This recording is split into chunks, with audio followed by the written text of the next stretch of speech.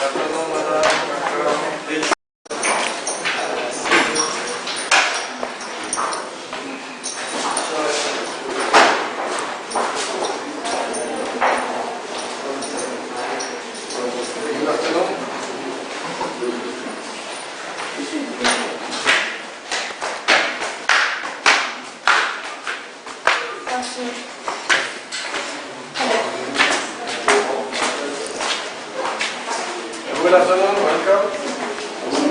here on the other side.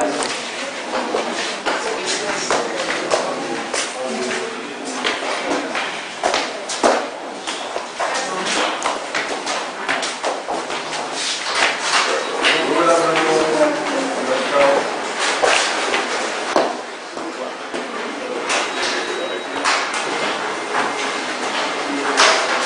Hello, good afternoon.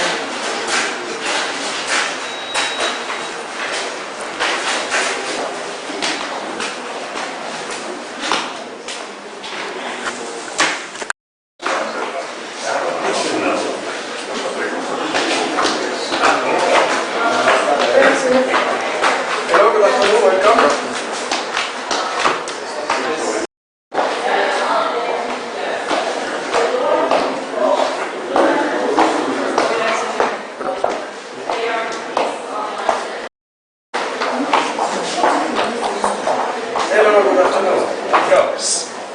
You have some space in the middle there or in front?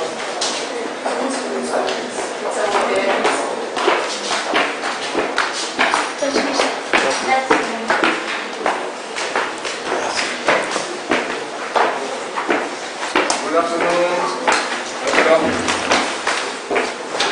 Please here. Relax. Hello, good afternoon. Good afternoon. How are you?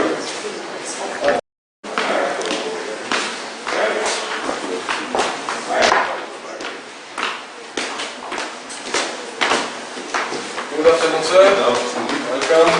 Please, there's some space in the back. Good afternoon.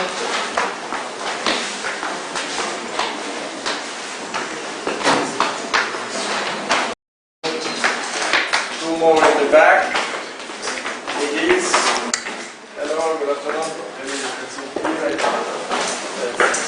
Are you the last ones? No. Okay, so.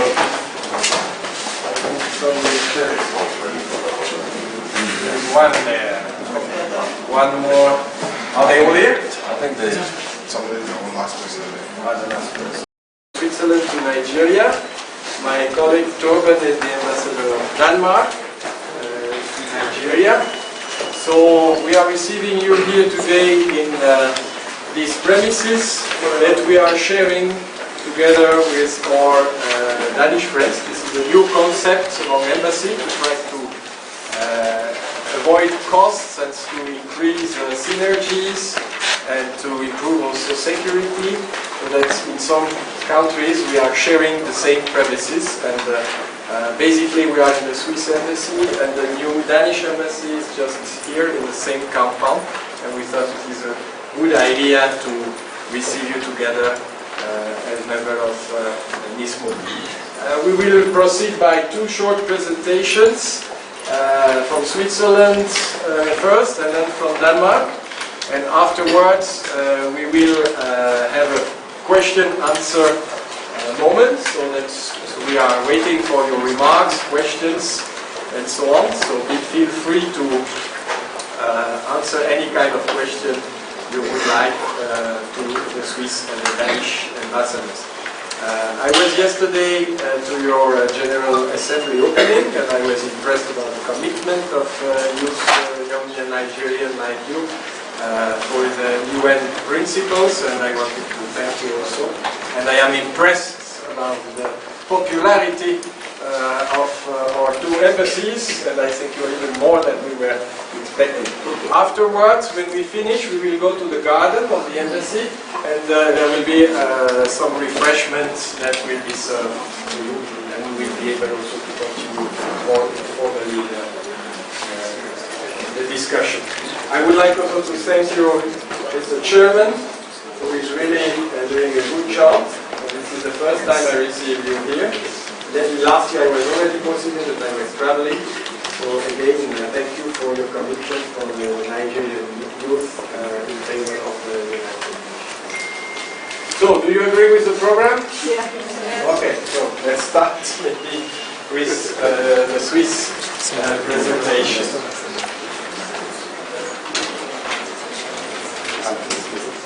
Okay, maybe just some questions. I don't know if among yourself you have delegates that have represented Denmark or Switzerland in the General Assembly. Yes. Do you have some Swiss delegates here or Danish delegates? Raise your hands. Okay. So who represented Switzerland? You? Okay. So you will be able to answer these questions, I'm sure. Are you? Okay. What do you know about Switzerland? So what are the neighboring, you see Switzerland, this is the map, it's in the middle of Europe. And do you know what are the neighboring countries of Switzerland? Any idea? Yes? Switzerland is bordered by Italy to the south, Germany to the north, France to the west, and Austria to the east.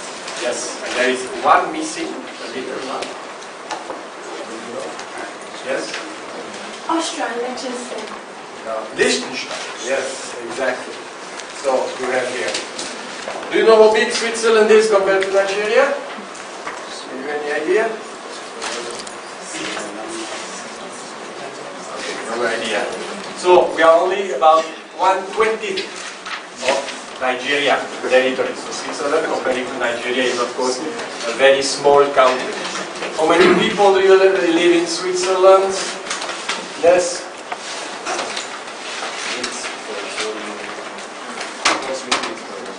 Sorry? 8 million, yes, that's good. A little bit more. And what is the capital city of Switzerland, you? Bern. Bravo, yes, some people think it is Geneva. Geneva is an important international city, but it's not the capital. So, what is special? We have, like in Nigeria, a multicultural and a multi-religious and multilingual country with different language. So there are 4 national languages. 3 of them are the major European language. You can see here in red there is one, in blue another one, in green another one, and there is also a 4th which is called Romansh. So we have near the French border the French language, in the south Italian, and in the north German. And here we have the Romansh, which is a small local language that is spoken only by some 25 million people, 25,000 people in Switzerland. So we are a federal state like Nigeria, with 26 cantons. So it means 26 states. You have 36. You have here the map. Each of the states have a flag also. And this has been the creation of a long history. We just celebrated this year 725 years since the creation of the Swiss Confederation in 12,091.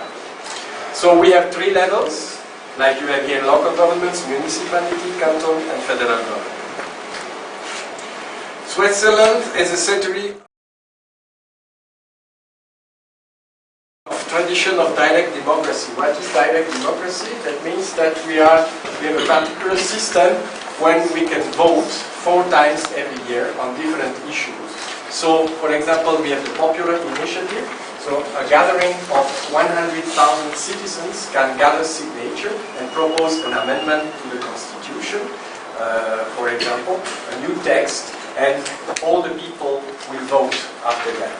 We have also some referendum, obligatory, mandatory for joining international organizations, for example.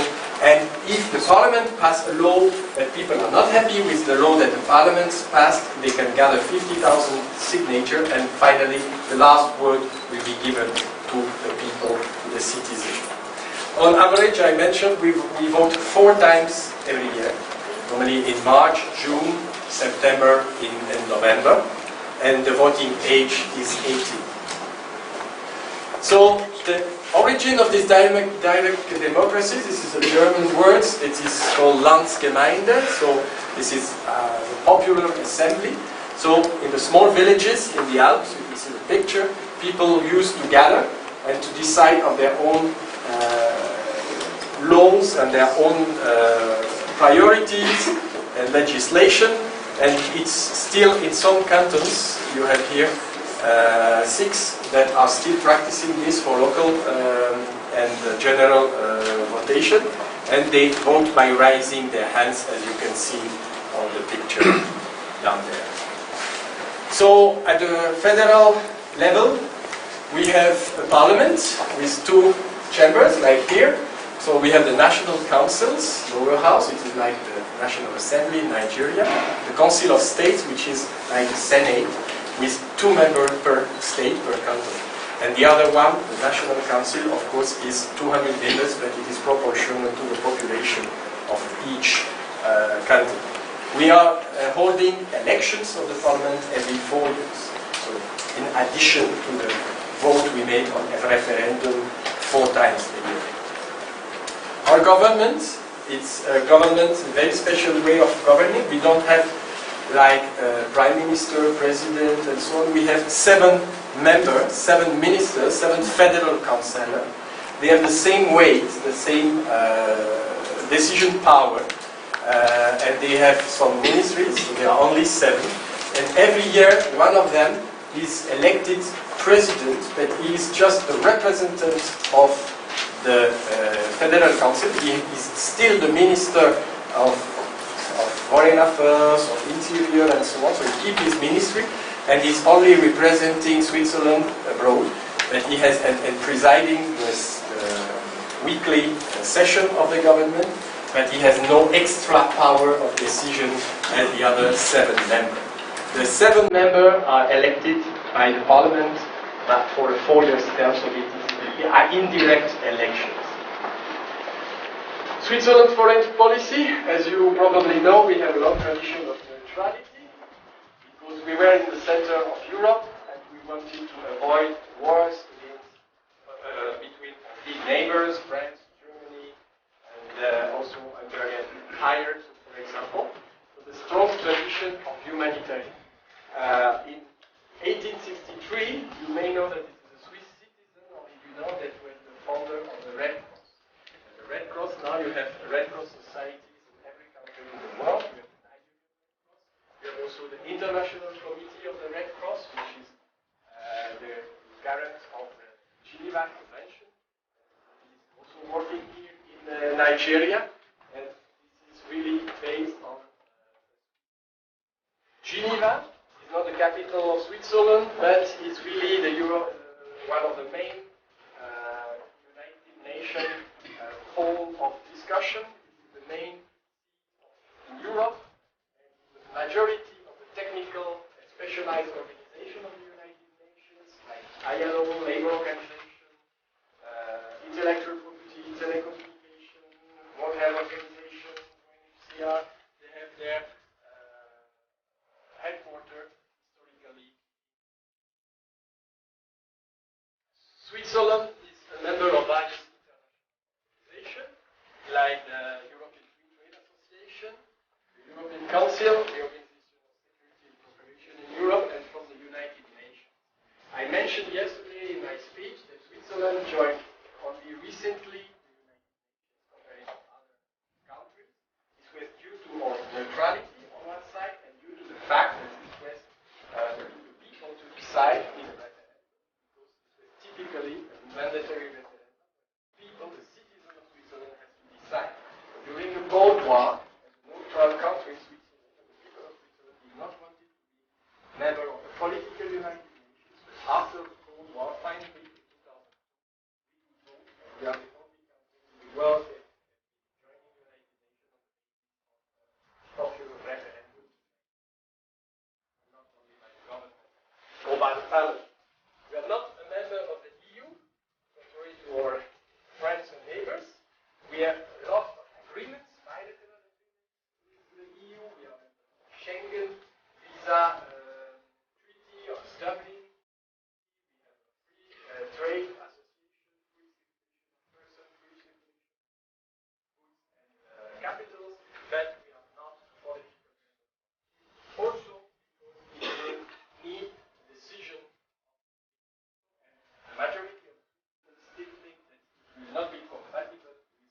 direct democracy.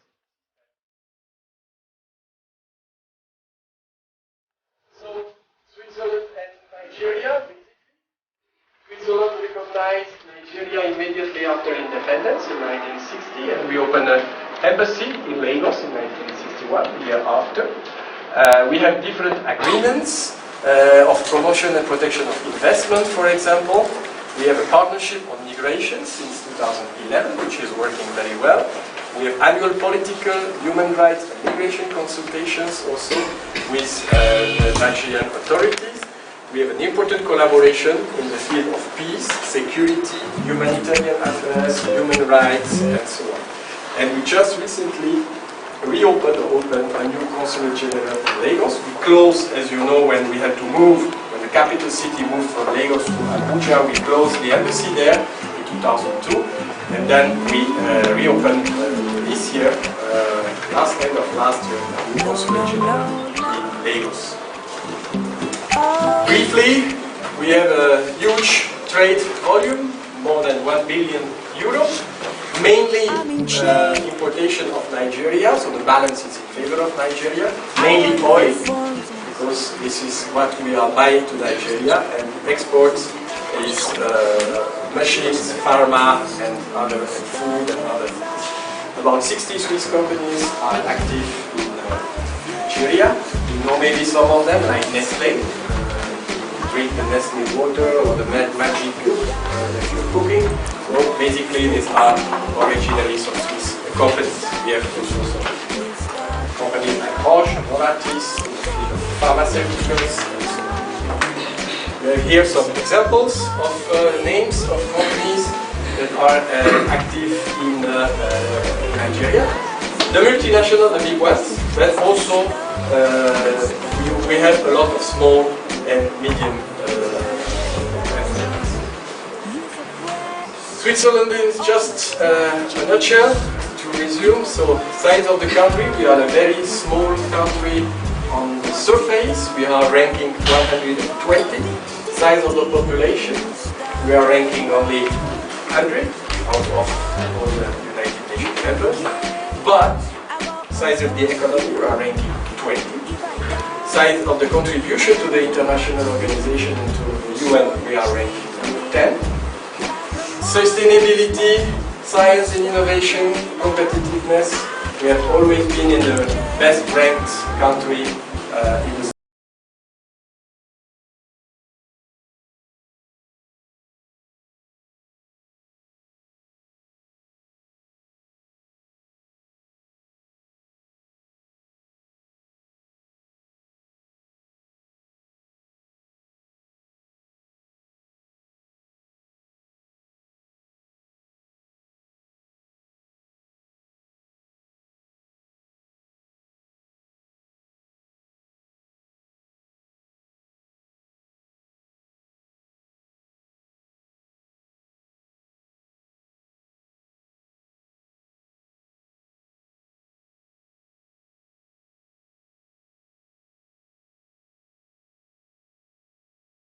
similar.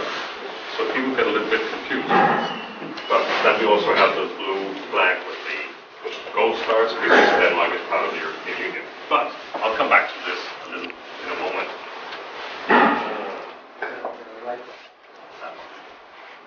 Nope.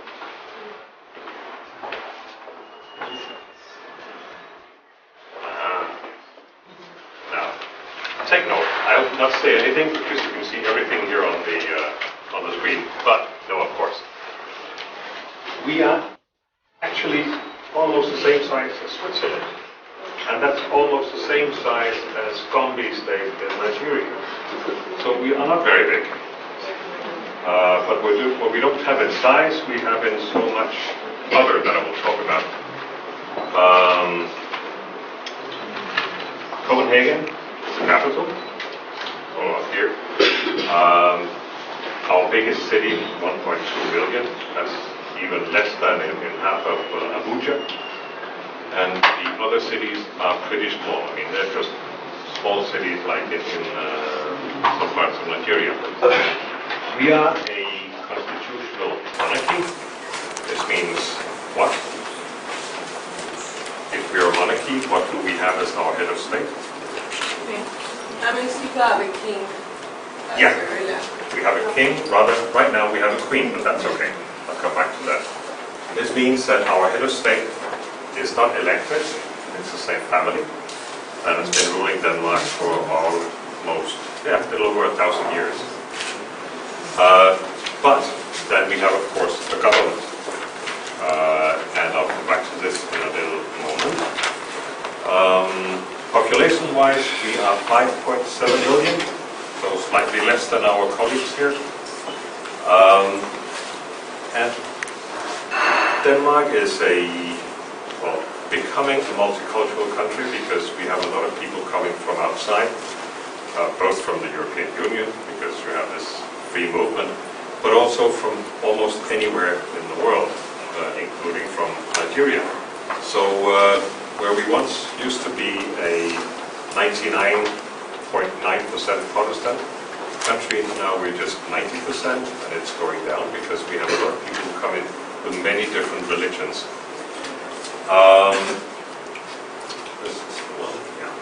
So, this is our head of state, Queen Margaret II. She's only the second queen we've had in Denmark. The first one was queen back in 1400. So she has been waiting a long time to become queen as well. As I said before, it's the same family, and it's actually a fact. They started back in 988, where the first king was named King of Denmark. Was that, or then a group of small fiefdoms, small kingdoms, and so on that got together and only had one king. And it's been the same ruling family for these more than 1,000 years, which is quite unique. It's probably the oldest and longest royal house in the world history.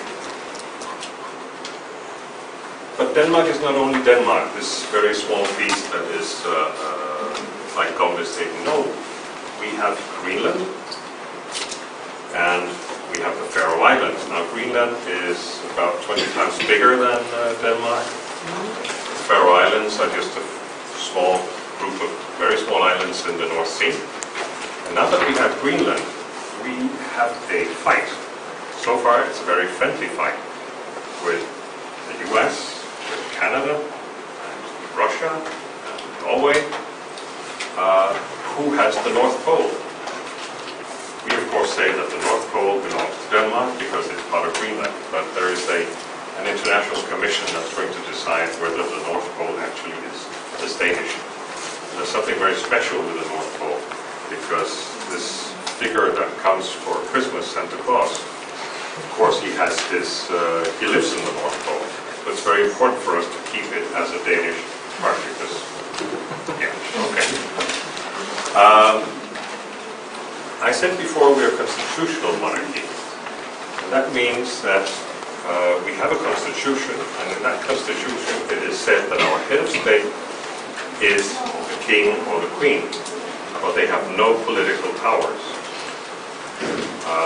They cannot interfere in laws, they cannot interfere in anything political. The only thing the Queen can actually do is to sign the laws, and once she has signed on to a law, then it becomes valid. And our Constitution goes back to 1848, but it was then amended in 1953. And why? Because the Crown Prince at that time had 3 daughters. He had no sons. And then it was decided in Denmark, well, if there are no sons, then let's change the constitution so that one of the daughters of the king could become queen. So it was changed in 1953, and that's sort of also is one of the issues that we highlight in terms of actual agenda for also in Nigeria, the equality between the two sexes. That equality is very important to us, and it actually starts in Denmark for us, for our sake, for Denmark. It started with the constitutional change in 1953, and it's become a hallmark for the also the royal family. There were You know what that flag is? The royal flag of Denmark. Nope, that's actually Greenland. And why?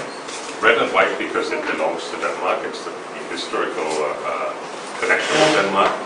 But then this is the midnight sun because they have sun from 24 hours a day from about May to September, and then they have no sun the rest of the year. Now this one, Faroe Islands, they also take the Danish flag, but they put in their own colors so that they can distinguish it. If you know the Scandinavian countries, or even the Nordic countries, you'll see that all of us have basically the same pattern in our flags. We have across Sweden, two colors, green and yellow and blue. Norway, white, blue and red. Finland, white and blue, and Denmark, red and white. So we have the same heritage, and I'll come back to this a little bit in a moment. As I said, we're a democracy. We have a parliament. It's called the Folketing. The Folketing is basically something that started with the Vikings 1,000 years ago. Very similar to the system actually in Switzerland, where it were the people who got together. They were sitting down on a row of stones, and then they would vote for whatever they had to vote for. So that's the ting. That's an old Viking term. And now it's the People's Parliament, Folketing. We have 176 members, and plus 2 members from Greenland and 2 members from the Faroe Islands, because they have to be represented in the Parliament. But they don't vote on all issues, on all laws. They basically vote on the laws that are applicable to Greenland or Faroe Islands. And we have 9 different parties in our parliament right now. We have, when we have elections, any party that gets more than 2% of the vote will automatically have a minimum of 4% or 4 seats in the parliament. And with 9 different parties, it's very difficult to have one party that forms a majority. For the last 35 years, we have never had a majority government with only one party. And what does that mean? It means they have to negotiate. They have to find out who they can work with, and then they can form a government. And that's the way it has been for a very, very long time. And we think it's probably better because you have to reconcile a lot of different views when you have a coalition. And this makes for a much more balanced way of making our laws. Now, you may have heard that we are very happy people. That's the children at the Royal Palace, actually the day of the Queen's birthday. They come out, everybody, with their flags and their wave, and they're very happy. But where are we the happiest people? Scientific studies have shown over the last 6-7 years, if not more, that the Danes are consistently either number 1 or number 2. And also here we're competing with Switzerland, actually. Who are the happiest people? Now you won't see, if you go to Denmark, people will not be laughing when they walk around the streets. It's not that kind of happiness. It's the happiness that comes from knowing that you're well taken care of, that you have trust in your institutions, you have trust in your government, you have trust in the police and everything. You have trust in that when you pay your taxes, you know what your taxes are being used for. It's very transparent, so you know exactly when I pay this much, or this much of my salary or my taxes goes to this and this and this, education, healthcare, you name it, even development assistance. And that's important for people. You know, you have, let's say, security in your work. For instance, if you lose your job, you will probably within the next 3 months have a new one. Because when you lose your job, you get your unemployment benefit, but you also get courses that will train you for something else if there's no job available in what you were working in before. That's part of our welfare system. So all of this adds up to people being pretty happy about the way of life they have in Denmark. There's something else we love. We love our bicycles. Somebody coined this one, you know, I heart or love New York, that's where it started, now it's being used for everything. This is I bike Copenhagen. And yes, if you go to any Danish city, you will see bikes everywhere. Biking morning, midday, afternoon, evening, night, any time of the day. And every time of any time of the year. I have done this myself, bicycling in snow. It's not much fun. You won't see me laughing, but it takes me from A to B. When you look at it, about 40% of the population in Copenhagen use a bike to get to work. Well, what does that tell you? When you use a bike, benefits? What are the benefits of using a bike? Benefit number 1, exercise. Benefit number 2.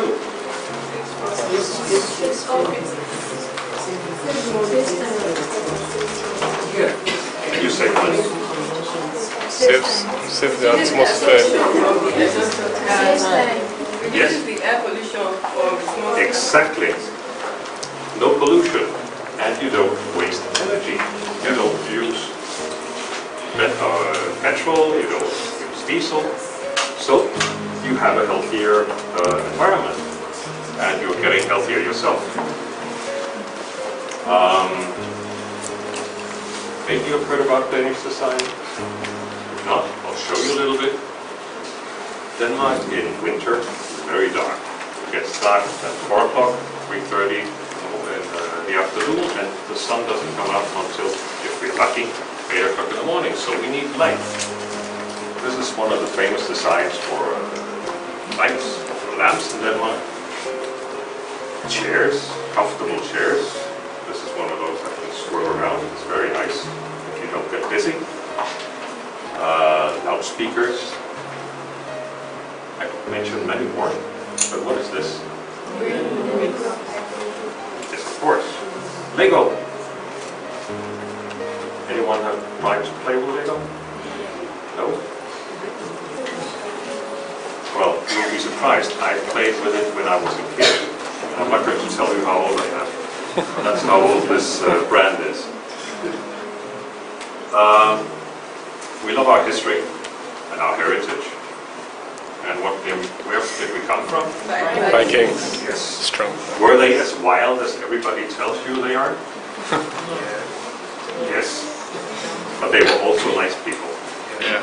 If you ask the British, they will find out, or they will tell you that the Vikings actually ruled a great part of England back in the about 10,000 to 1066. And they were traders.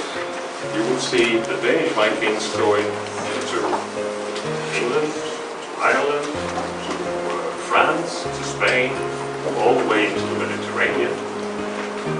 And our Norwegian Vikings, they would go to Greenland, Iceland, and most likely also to Canada, maybe further down, who knows. The Swedish Vikings would go east, so they went to Russia.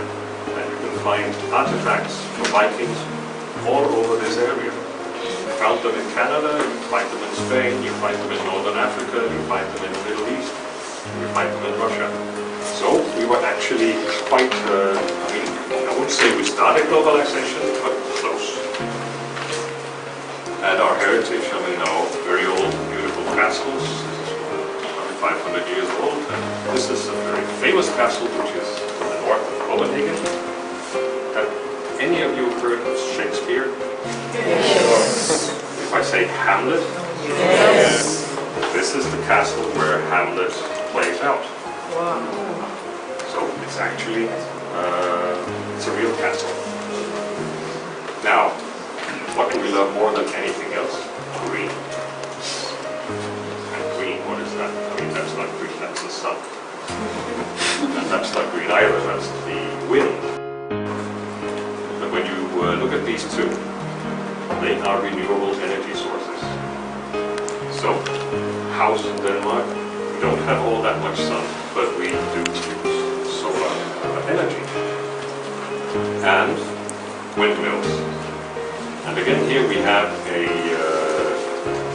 friendly competition with Switzerland. Just yesterday, information came out that 41% of Danish wind or energy last year was produced with windmills.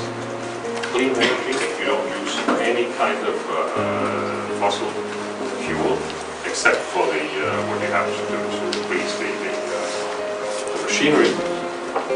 41%. The goal of our government is that by 2050 we should be totally fossil fuel free. We are already well on the way. And I mentioned Switzerland just before because Switzerland and Denmark together with Sweden are the three countries where you have energy security with the highest level of energy security. That accounts for quite a bit. Yes, I said before, talked about the flag outside, we're part of Europe. We had a referendum. We don't have as many referenda as Switzerland because we only have a referenda when we are changing our constitution, and that doesn't happen very often. But we had one in 1972, and that was about Denmark joining the common market at that time, and the vote was very clear, so we joined in 1970, and we are almost a full member of the European Union.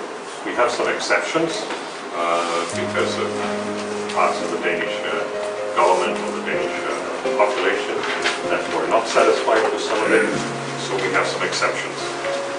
But it's important for us to be a part of the European Union, but it's equally important for us to be a part of the world, and especially being a part of the United Nations.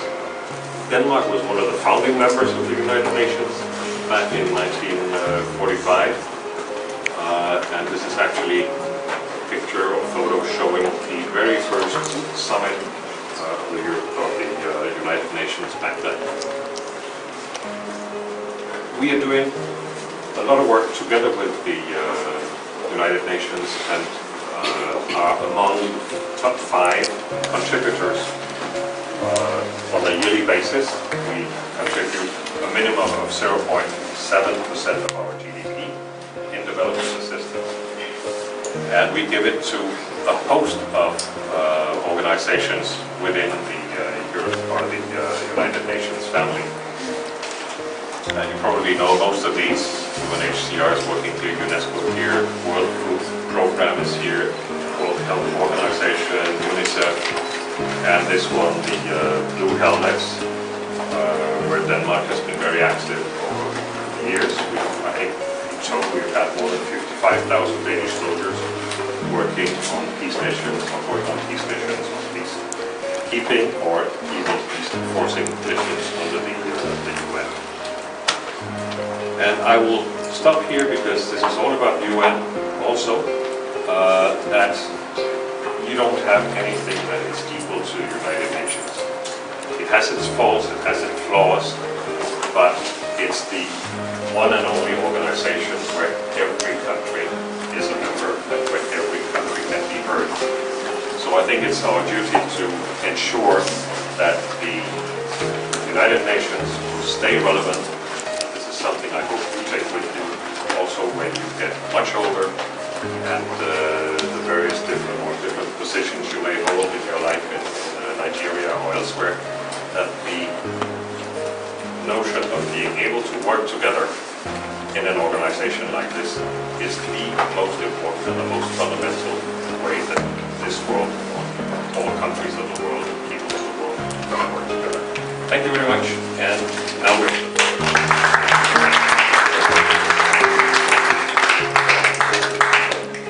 Okay, thank you, Torben. As we mentioned, now the floor is open for questions for both of us. Feel free. Okay, so question time. Let me have the speakers list. Those who are ready to ask questions. Okay, one. Yes, yes, anybody. Those who are ready to ask questions, let me see your hands up. May I ask the people who just to stand and tell them their names and from where they are coming? Okay, madam. Good afternoon, everybody. My name is Emily Okala. An official from the NISSMUN conference. The ambassador of Denmark, he said that your country has unemployment benefits for people that are being sacked. Let me use that word. So are you trying to tell us that there is little or no unemployment in your country, in Denmark? No, there is unemployment. Right now it's about 4.5 or 4.6%, which is not very high by many other standards.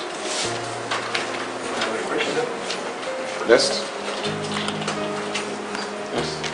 Yes. Sir? My name was Angucha, a staff advisor from Adventist Secondary Technical College, Owerita, Abia State. I have one for Denmark and another for Switzerland. I want to appreciate the long-standing history of Denmark, but I'm fascinated by the homogeneous population of your country, about 5 million. When you compare it to Nigeria, you discover it's not up to the local government. We are about 774 local governments in Nigeria. I want to know the miracle you're doing to keep your population at that level, because by what your population is 5 million, and you have existed as a country over this long period. It's like there's a magic or miracle underneath why you're able to control that population. Look at Nigeria with population explosion. What is the secret? So that we can advise members of our country to follow suit. That is one. Two, and that goes to Switzerland. I also appreciate the fact that you have contributed much to UN. In fact, your country harbors most of these international organizations. And you just joined UN a few years back, 2002. When I had you yesterday, I was about raising questions, but I came down here now. You said you had a kind of non-allied status.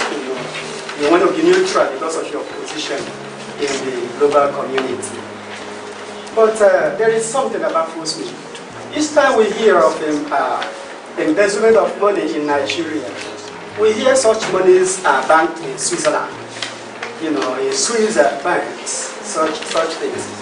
And we begin to wonder, why should such a country with such a healthy background in terms of morality and the rest of them accept monies that they know they didn't come from the right source. That they are not helping the country and they're not helping the individuals. That they could do something to forestall such repatriation of money embezzled from a particular country to their country. So these are my questions. Can you adduce some reasons so that we can know what is happening with our people and with our country here, and then the relationship you have to accept all such monies and to bank them? It's a danger, and it does some harm to our own country, maybe some good to your own country. Thank you very much. Okay, I'll take the first one. Yes, we're a small country, 5.7 million. We would love to be 20 million, but we can't, because we are not big enough for that. Geographically, we are a small country, but with limited population, what you have to do? You have to do something else, because you have to survive. How do we survive? We survive by having an educational system, compulsory schooling until you are up in 10th grade, and we have free, schooling is free, then we have free universities, because we want young people to really learn even more, become better than their parents or their grandparents, because we have to sell our brain. We don't have many minerals or raw materials. The best raw material we have is what you find in here. So that has been the focus of consecutive government, education, and then the other part for our economy, education, highly educated people who go into the workforce or become part of the workforce, the factories and so on. But the most important thing is that we heighten the level of education and make sure that people have the skills that are necessary to take on the challenges in the private sector and the public sector. Thank you for your questions. So it has to be seen also on the historical point of view. As I mentioned, thanks to our neutral position in Europe and the fact that we escaped all the major conflicts in Europe during the 19th and the 20th century, Switzerland became a safe place where all important people, rich people, put their money to be in safety because it was more safe here than in other places. We had a policy of bank secrecy, this is clear, but I can tell you that this is the past. We changed about 15 years ago, and on the 90s, our legislation, and we have no more instead bank secrecy on any criminal offenses or any drug smuggler or any looters and so on. And 5 years ago we changed and we suppressed totally the bank secrecy also on tax evasion or fiscal fraud. What happened in the case of Nigeria? The majority of the looted assets you speak were brought in particular during the Abacha ruling. So $722 million were deposited. This is back since more than 10 years in Nigeria. Then we had the Attorney General in Switzerland, in Geneva, made some more investigation and discovered that there was still more money in other banks, not in Switzerland, but in Luxembourg, in Jersey, in other places in Europe. And he froze also this money and repatriated. This is more than $320 million. So altogether this is $1 billion that was looted, at least discovered by Abacha alone. So, this money is frozen and is ready to be given back to Nigeria. But, as you know, the Attorney General of Geneva is ready to give the money for Nigerians and this will be given back. But we want, like the government of Buhari, President Buhari wants, like us, to be sure that this money is given back to Nigerian people and is not looted again. So that's why we have an agreement now, and this money should be for the National Safety Net, a World Bank program. We are advancing now on the details of negotiation. Hopefully until the end of this year or starting of next year, we will have concluded the agreement between Nigeria and Switzerland so that this money will be given back to a program for the benefit of the Nigerian people. I just tell you that even 2 years ago, Liechtenstein, or small neighbors, gave back also money, 240 million. And unfortunately, this money was loaded against by some people. They decided, better than be the case, to buy weapons to fight against Boko Haram, but the money disappeared. So we want absolutely to avoid this. And the government of President Buhari is fully behind us and wants also to avoid this. So, to sum up, today it's not anymore possible for anybody to bring a suitcase full of money to a Swiss bank. There will be investigation from where the money is coming. Did you sell your house, or you have to bring some proof? We are fully following the legal assistance demands. Also, we are now in good contact with EFCC about possible new cases, and the money will be given back. It's just take time to be sure that the money will be in good hands.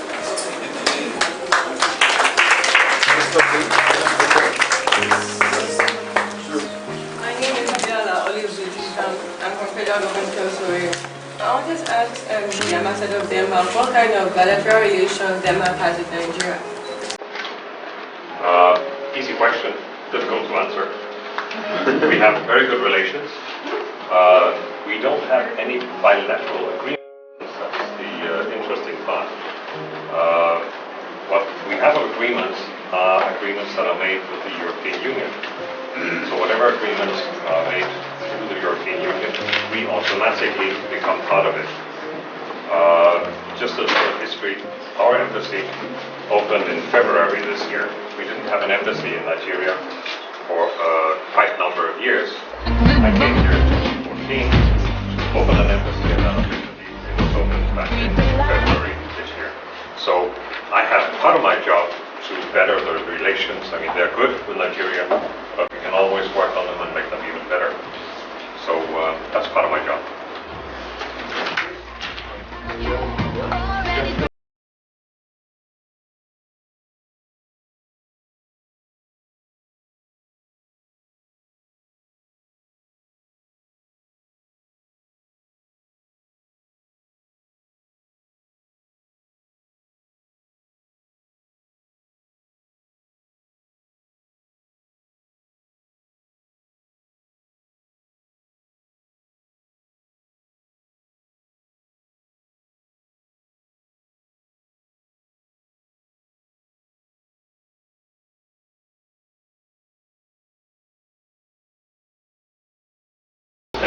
We have a prime minister.